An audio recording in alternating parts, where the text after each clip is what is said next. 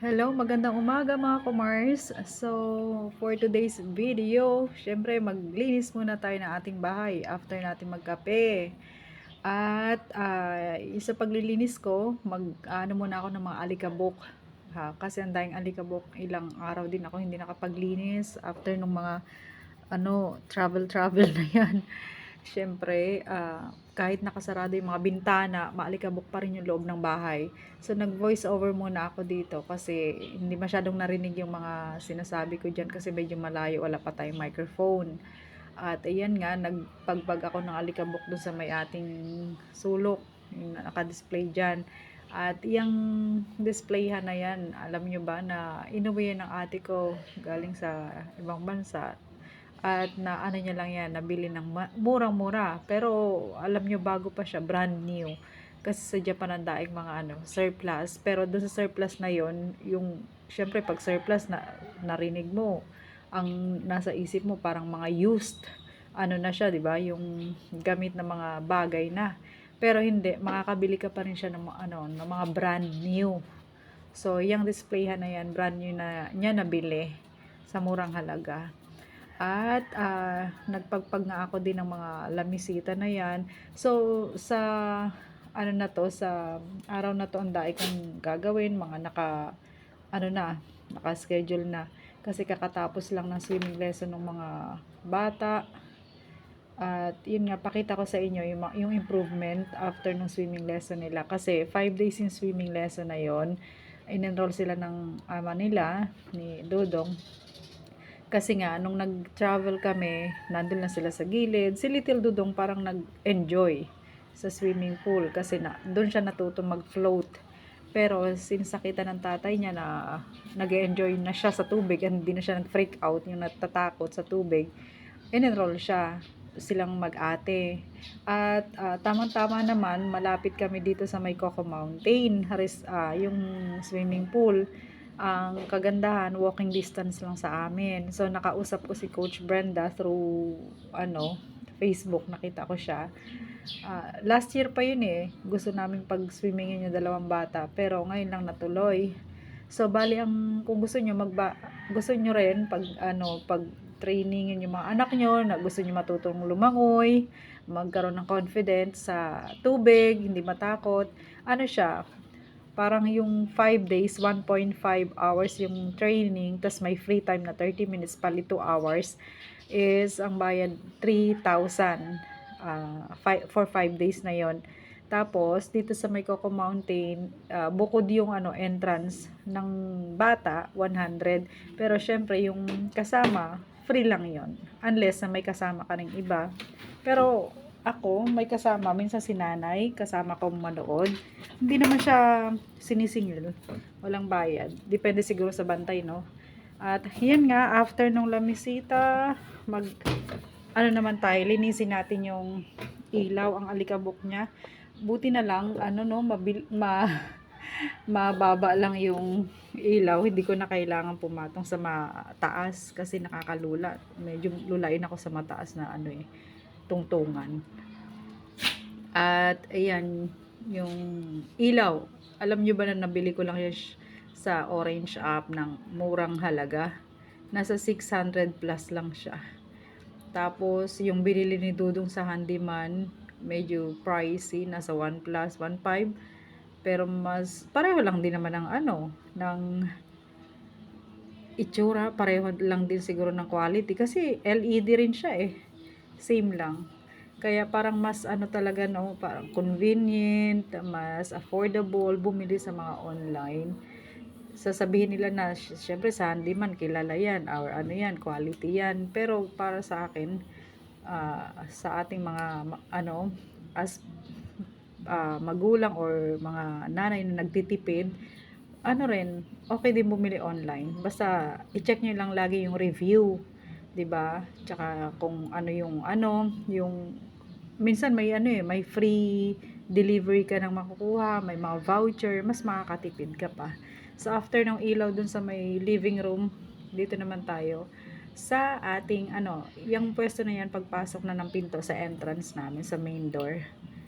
So, alam nyo ba na ako lang nagpipintura dyan sa mga sa kisame, pati sa wall namin. Ako lang din nag-skim coat, ako lang din nagpintura. Kasi pagka ikaw kumuha ka ng pintor, talaga ang mahal eh. Nagtanong ako before, parang ang package nila 50,000. Sa'yo pa yung pintura.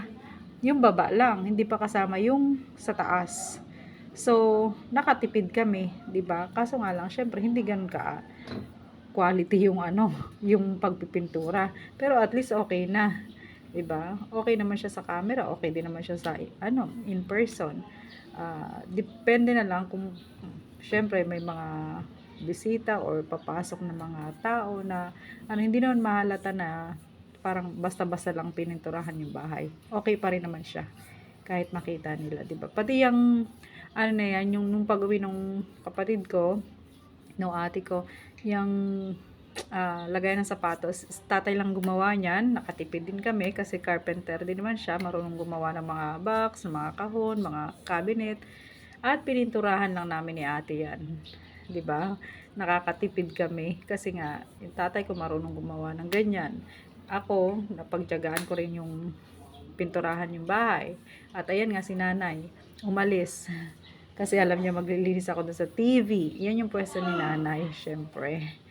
At yan nga guys, kung gusto niyo rin matuto yung mga anak nyo, enroll nyo lang. Syempre pag may budget kayo. Ako hindi ko naman ma-enroll yung mga bata, sa akin lang. Pwede na sa ilog yun, marunong eh. Di ba kami natuto lang din sa ilog, lumangoy. Munting na nga kami magkalunod, mga magpipinsan nun eh, nung mga bata kami. Hindi alam nung mga magulang namin na malulunod na pala kami. Pero at least natuto kaming lumangoy. Unlike ngayon, di ba, syempre, yung mga yan, tulad yan, si Dudong, foreigner siya. Maraming activities yung mga sinasalihan nila, hindi tulad nun sa atin, di ba?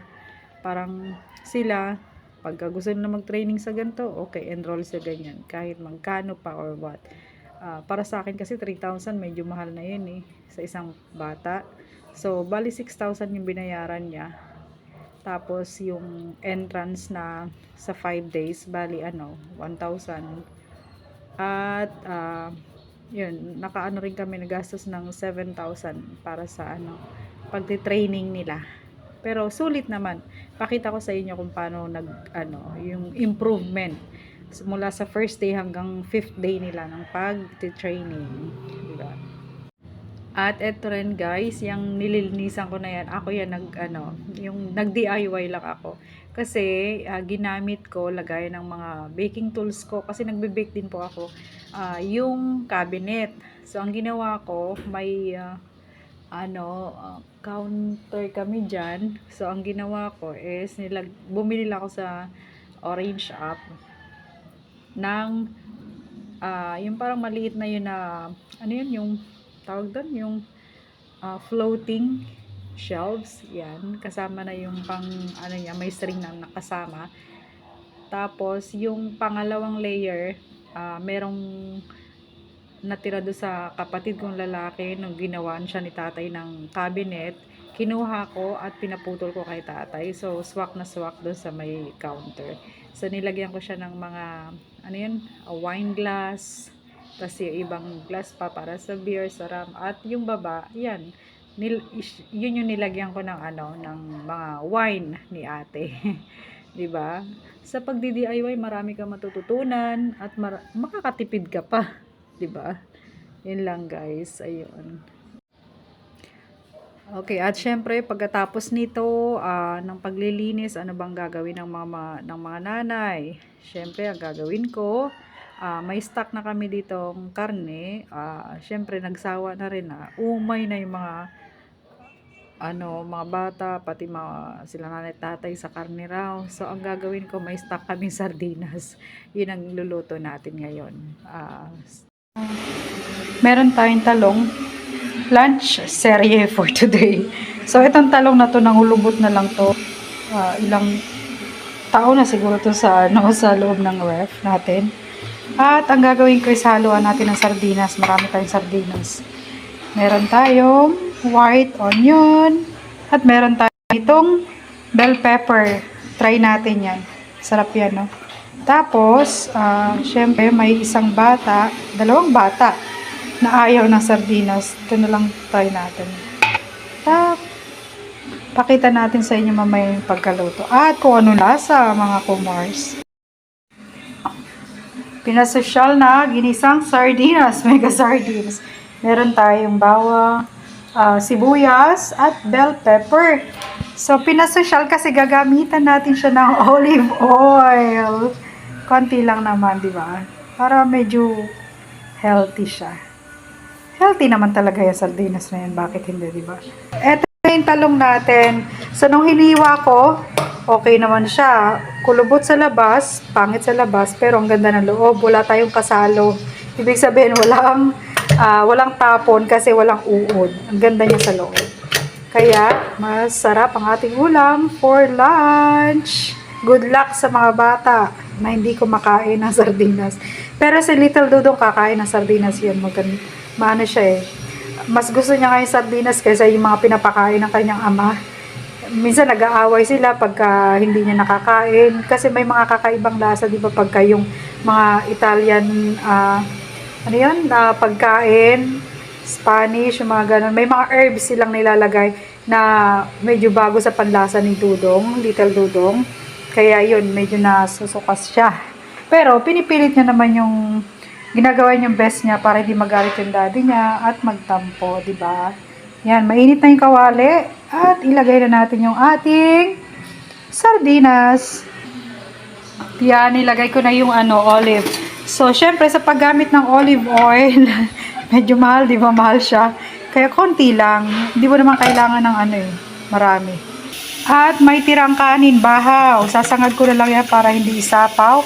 At may natira tayo kagabi, kahapon na ulam na bistik Tagalog. So, dyan ko isasangag yung kanin. Para mas malasa, di ba? May miswa ako nakita. Lagay na rin natin, no? Yan na, pinaghalo-halo ko na siya. Sardinas, talong. Lagyan na pa natin ng sabaw. Para mas okay. Syempre, tikman natin yan. Kung anong lasa. Experiment. Kung ano kasi nasa ref, yun na lang iniluto ko. Syempre, wala tayong karapatan mag-ulam ng masarap ngayon dahil sa mahal ng ating babayarang kuryente. Meralco bills. Ano na yan? Wala tayong karapatan mag-ulam ng masarap dahil yung pera, sahod natin mapupunta lang sa pagbabayad ng Meralco bills, di ba? Tikman natin. Uy, yung sarap. Lagyan ko mismo, ang sarap. Wala nang kailangang idagdag. Masarap na talaga siya. Walang halong Masarap kasi lang siya, yung na-add lang na lasa. Lasang sardinas pa rin, pero may additional taste siya ng talong. Ting sinangag. Diba? Tapos, di may lunch na tayo. Ginisang sardinas sa talong at sinangag.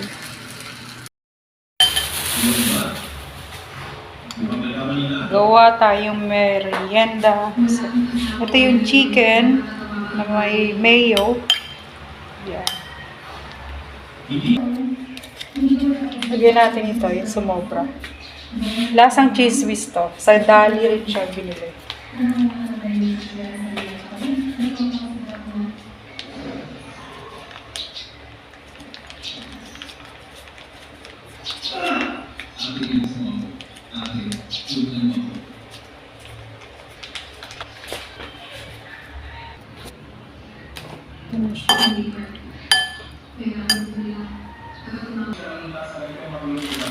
Ito yung tasty sa Dali rin. At syempre, yung butter bar nila sa Dali rin. Margarine to. Toast natin yung tinapay gamit ang kawali. Mahal ang kuryente ngayon. Baka tayo i-charge ng double, triple pag ginamit natin yung toaster. Yan. Init na. Lagay natin yung butter.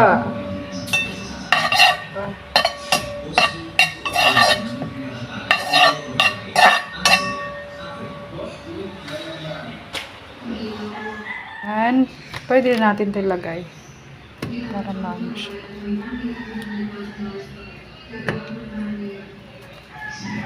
Tapos ito. Yan. Isa pa. Kasya. Ito yung pamerienda natin sa mga batuta. Ito mahirap pag bakasyon eh, no?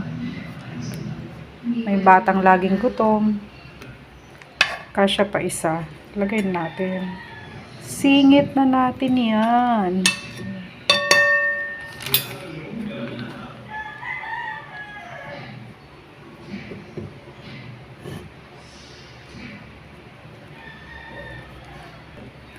Mahinang apoy lang yung gamit ko para hindi masunog yung butter, margarine, tsaka yung tinapay. Sakto lang yan. Kaysa naman gamitin natin yung di kuryente, no? Grabe, ang mahal ng kuryente ngayon. 4 piece pa more. Ay, Diyos ko. At syempre, ayuda pa more. Ayuda. Magbibigay ng ayuda, kunwari, sa mga mahihirap. Pero saan kukunin? Sa mahihirap pa rin. Diba? Yung mga nagbabayad ng tax, hindi naman mayayaman yan. Kaya nga nagtatrabaho sila, diba? Mahihirap pa rin. Bakit kaya hindi sa kanila kunin? Ano? Sila kaya? Nababawasan ng pera?